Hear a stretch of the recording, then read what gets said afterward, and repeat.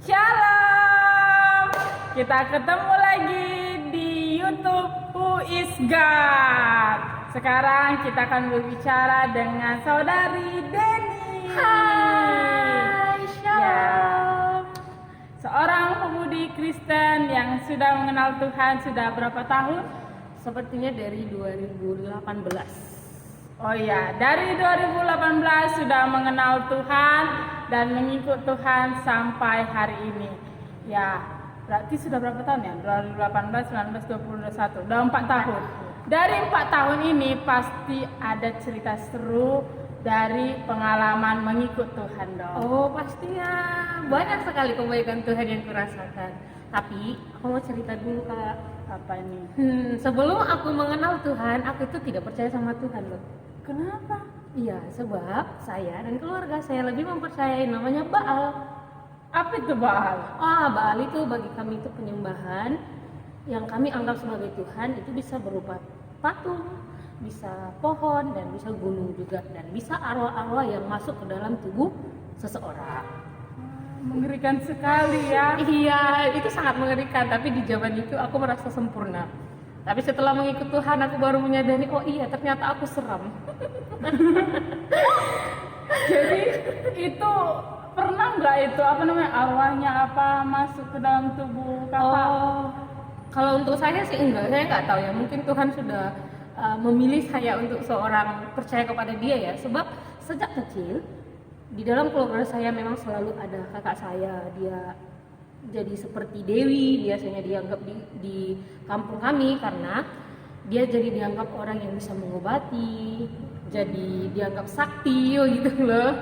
Nah, jadi setiap itu pasti dia akan setiap malam atau adalah berupa kegiatan-kegiatan yang dilakukan untuk setiap mungkin bulan harus pergi ke puncak gunung. Jadi di sana mereka seperti ritual gitu, nanti akan disediakan berbagai jenis-jenis, ya seperti perdukunan loh, ngerti kan?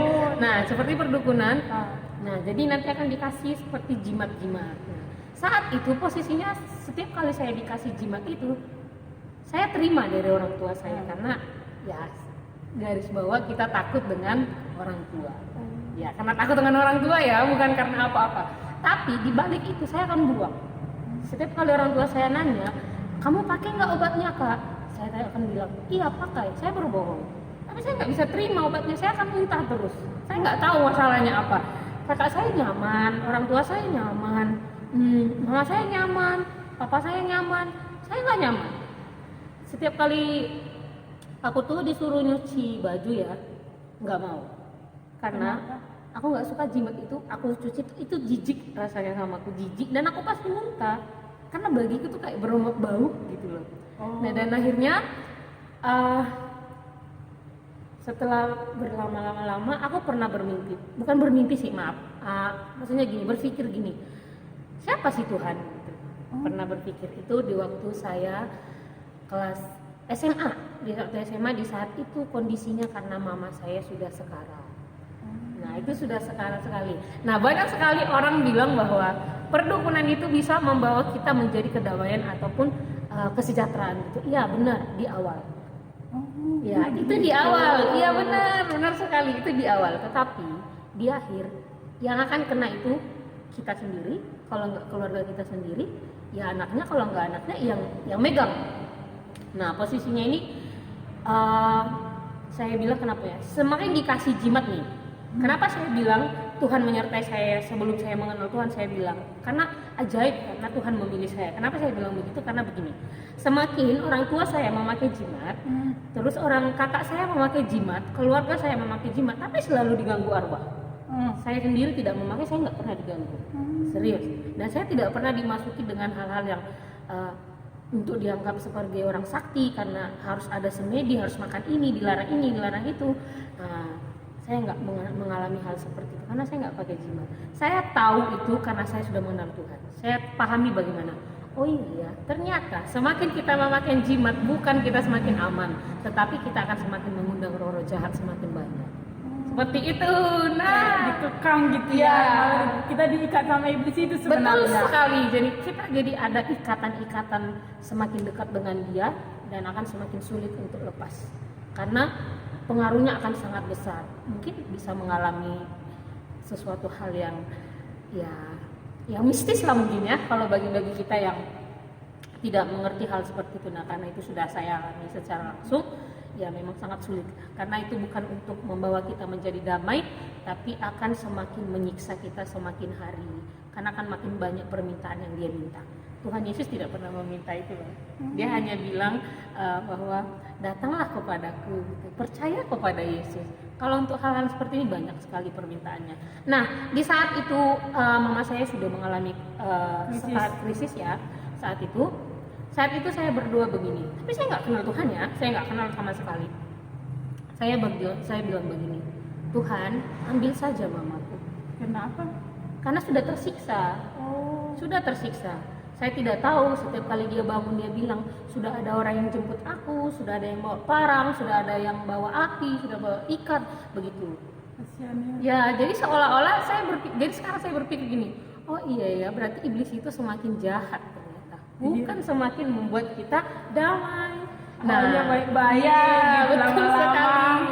Awalnya sih baik-baik dan kita dianggap seperti orang yang sangat pintar. Nah, sama kayak kakak aku ya, dianggap seperti orang bisa menyembuhkan atau bagaimana, bisa membaca dari air ya, seperti itulah. Saya juga Mana itu baca dari air? Iya, ada daun sirih bisa dibaca-baca mereka. Saya juga nggak tahu hal seperti itu. Tapi saat itu saya nggak tahu ya, mungkin saya merasa berdosa setelah berdoa begitu. Kenapa saya bilang merasa berdosa? Karena setelah saya berdoa itu berapa bulan, bukan nggak nyampe 2 bulan, kira-kira hampir 2 bulan, mama saya langsung meninggal. Jadi setelah saya mengalami hal itu, saya bilang dalam hati saya begini, loh, kok saya berdoa kok malah mati gitu. Jadi kan ada rasa kecewa gitu ya. Dan namanya juga kita tidak mengenal Tuhan sama sekali. Jadi saya bilang begini, hah? Dipanggilnya? Kirain disembuhkan, padahal kan aku yang meminta nih, kan aku yang minta. Tapi posisinya saat itu saya bukan dari orang yang percaya akan Tuhan. Nah, setelah itu saya tamat sekolah, akhirnya saya merantau ke kota Batam, dan saat itu kakak saya yang bawa dari sini. Setelah berjalannya waktu, saya belum juga percaya dengan Tuhan, tetapi di 2018 tepatnya saya mengalami berbagai masalah yang sangat-sangat banyak, dan keluarga saya sendiri pun tidak sanggup untuk menolong, mungkin bisa dibilang begitu, dan saya juga tidak suka untuk menceritakan segala masalah saya gitu kan. Saya orangnya lebih suka untuk ya udahlah pendam aja sendiri. Oh, ternyata saya nggak sanggup. Saya nggak sanggup sama sekali, karena posisinya saat itu saya pernah kehilangan pekerjaan saya pernah mengalami kegagalan dalam hubungan. Kita sudah dewasa semua ya. Nah, dan yang ketiga, ayah saya dijebak untuk masuk ke dalam penjara. Nah, karena saya lebih dekat dengan ayah saya, kita sebagai anak pasti akan menangis ya. Ya, nah saya menangis di situ dan saya bilang, oh Tuhan, saya tidak sanggup lagi. Saya tidak bisa bilang Yesus karena saya tidak kenal. Saya hanya tahu Tuhan. Karena waktu di sebelum kita, maksudnya di waktu saya dulu gitu loh, percaya dengan hal-hal yang gaib atau percaya dengan Baal seperti itu, kita dilarang mengucapkan kata Tuhan. Jadi kenapa dilarang? Karena kan kita percaya sama Baal. Oh, jadi si Baal ini bukan Tuhan gitu. Bukan dipercaya sebagai Tuhan, bukan, tapi kayak orang Batak pasti bilangnya Namboru gitu. Jadi dianggapnya hanya arwah-arwah yang dianggap seperti dewa. Nah, tapi bukan Tuhan ya, bukan Tuhan. Tapi sedangkan mereka kadang masuk nih di dalam tubuh, Dia bilang begini, harus berdoa kepada Tuhan. Iblisnya juga ngomong begitu. Iblisnya juga ngomong begitu. Jadi setiap kita, kalau sekarang kita sudah mengenal Tuhan, kita mau jatuh, kita bilang Tuhan Yesus tolong, betul ya? Tapi kalau dulu kita jatuh, kita bilang Tuhan tolong, kita dimarahin. Jangan kau sebut nama Tuhan sembarangan, langsung digituin sama orang. Padahal ternyata itu salah. Padahal sebenarnya kita mau jatuh harus minta tolong kepada Tuhan ya. Nah, pada saat itu tidak seperti itu. Nah, di 2018 ini kan saya mengalami masalah yang saya hadapi, berbagai masalah yang terjadi gitu. Saya nggak sanggup ternyata. Saya mencoba untuk menjadi orang yang oh ya saya sanggup kok, oh ya saya mampu. Sok kuat gitu ya. Sok kuat. Zaman sekarang ya sok kuat gitu ya. Itu saya merasa sok hebat dan akhirnya tahu ternyata saya nggak sanggup.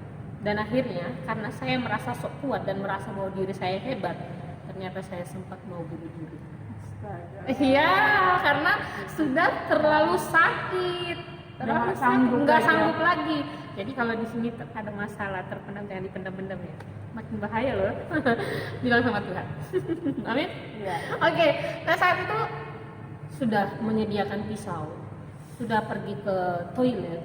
Nah, saat itu posisinya kakak saya kerja masuk malam. Nah, saya sudah ke toilet, saya sudah pegang.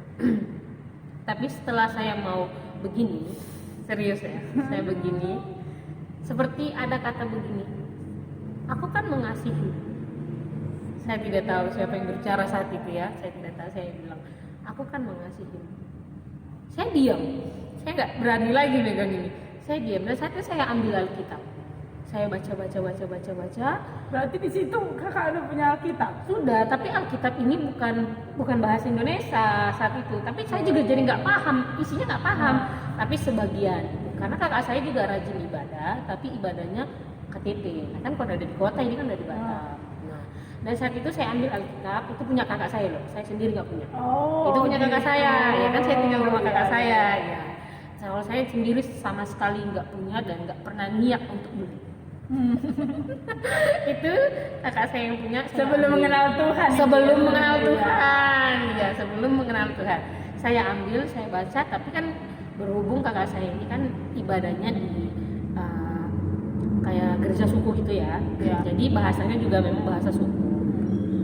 Kuranglah saya pahami. Dan akhirnya besok paginya, posisinya ini kan hari Sabtu. Besok paginya mau hari Minggu, seperti begini dalam hati saya, pergilah ibadah. Nah gitu. Tapi itu saya masih melawan gitu loh. Saya bilang, namanya manusia pasti bilang berpikir begini, saya kan orang berdosa. Iya. Nah, saya malu. Nggak layak lah gitu.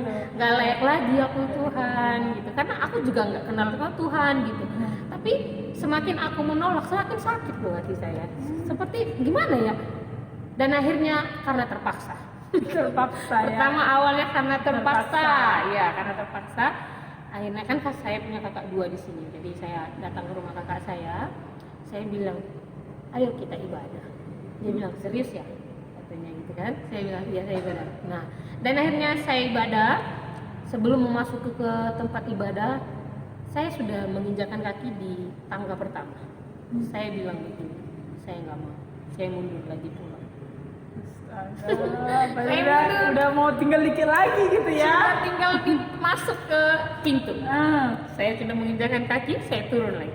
Aduh, Saya bilang, sayang saya sekali. nggak mau, nggak mau. Tapi dia selalu bilang begini di telinga saya selalu begini. Aku kan mengasihimu, gitu. Nah dari saat itu apa sih ini, apa sih, kan bingung siapa sih ini.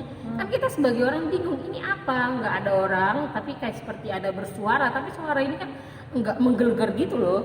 Dia kan pelan, Cuma lembut gitu ya. cuma lembut gitu. Dan akhirnya aku beranikan diri untuk masuk, walaupun masuk itu saya Tunduk-tunduk. ya gimana lah orang-orang yang baru-baru saya tunduk gitu kan. Dan akhirnya saya disambut dengan hamba Tuhan dan mereka mendoakan saya gitu. Apa permintaanmu gitu. Saat itu saya bilang begini, saya tidak punya pekerjaan, saya bilang begitu ya. Dan saat itu didoakan sama hamba Tuhan, sama-sama di gereja didoakan setelah pulang ibadah ya. Seminggu setelah itu saya langsung dapat pekerjaan. Haleluya. Ya, saat itu saya langsung dapat pekerjaan. Dan semakin hari saya bilang, wah iyakah itu karena doa hamba Tuhan? Nah itu masih pertanyaan besar bagi saya, karena masih sekali itu kan saya masih datang. Iya. Tapi saya mengalami gitu loh, iya ya kan baru berdoa udah seminggu, padahal sebelum saya datang beribadah saya udah 7 bulan loh nggak dapat pekerjaan. Sekali saya berdoa, seminggu saja saya Langsung dapat dapat. pekerjaan. Ya, Tuhan langsung baik ya. Nah, itulah kebaikan Tuhan yang Pertama. bukan yang pertama, banyak sekali kebaikan Tuhan. Cuma itulah yang ditunjukkan Tuhan saat itu gitu. Dan oleh karena itu saya semakin giat lagi datang. Semakin giat lagi datang dan semakin giat lagi.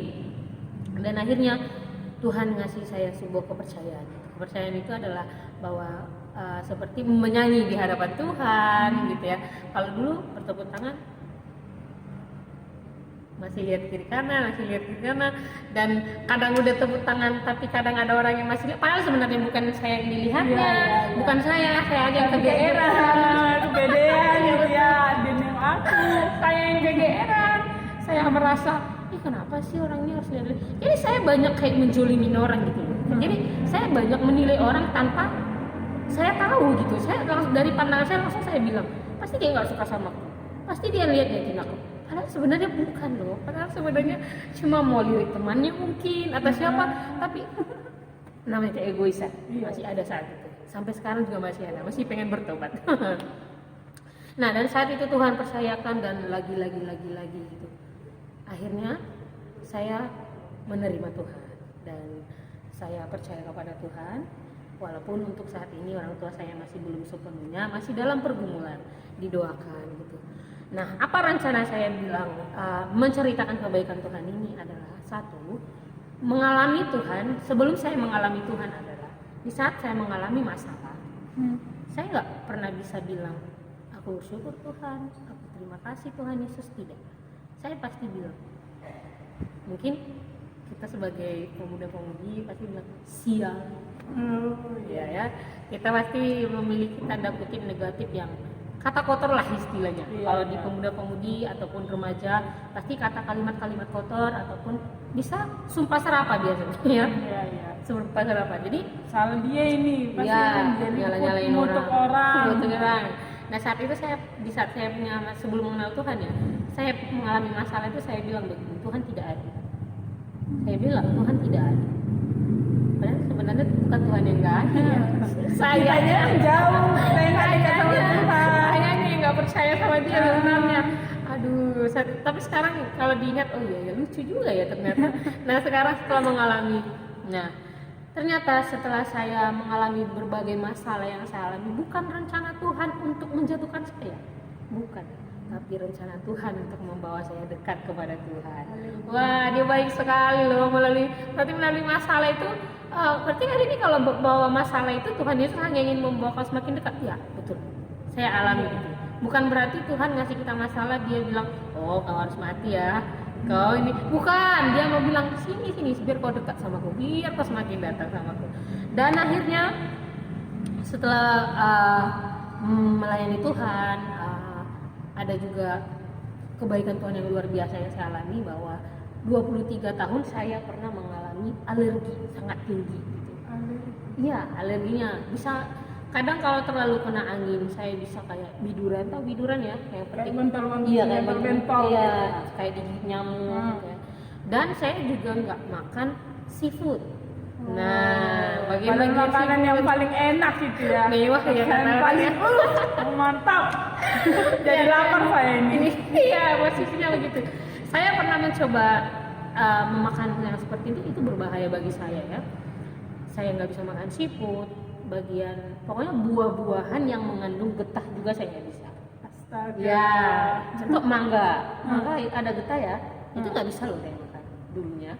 Terong, itu terong sayur, buah juga nggak bisa. Telur, wah itu banyak sekali makanan saya. Jadi saya karena alergi ini, jadi saya terbiasa dengan makan sayur tahu gitu. Dan akhirnya kebaikan Tuhan yang saya alami adalah setelah kita melayani Tuhan, saya melayani Tuhan dan hamba Tuhan selalu bilang sama saya, udah ikut aja melayani terus untuk Tuhan. Saya ikutin dan akhirnya saya melayani Tuhan, wah luar biasa. Tuhan Yesus menyembuhkan saya dengan luar biasa. Sekarang saya udah bisa makan seafood, saudara.